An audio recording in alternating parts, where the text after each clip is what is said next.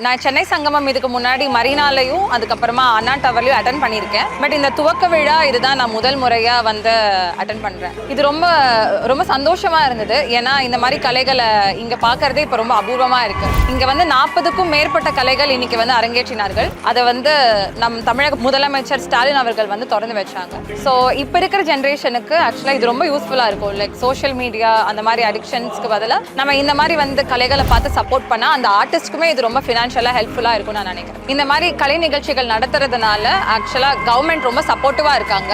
அதனால இந்த கலைஞர்களுக்குமே வந்து ரொம்ப இது ஊக்குவிக்கிற மாதிரி தான் இருக்குது. அண்ட் இங்கே சின்ன சின்ன பசங்க நிறைய பேரை பார்த்தேன். இது கரெக்டாக இந்த பொங்கல் விடுமுறை நாளில் வச்சனால இது வந்து எல்லாருமே பார்த்து கண்டு கழிக்கிற ஒரு நல்ல ஒரு நிகழ்ச்சியாக இருந்தது. அண்ட் இங்கே அவங்க பண்ணதுலே எனக்கு ரொம்ப பிடிச்சது வந்து தேவராட்டமும் பறையாட்டமும் எனக்கு உண்மையிலே ரொம்ப பிடிக்கும். கலை மீது கொண்ட ஆர்வம்னால தான் நான் இங்கே முதல்ல வந்தேன். ஸோ அதனால் ரொம்ப நன்றி இந்த மாதிரி ஒரு நிகழ்ச்சியை நடத்தியது.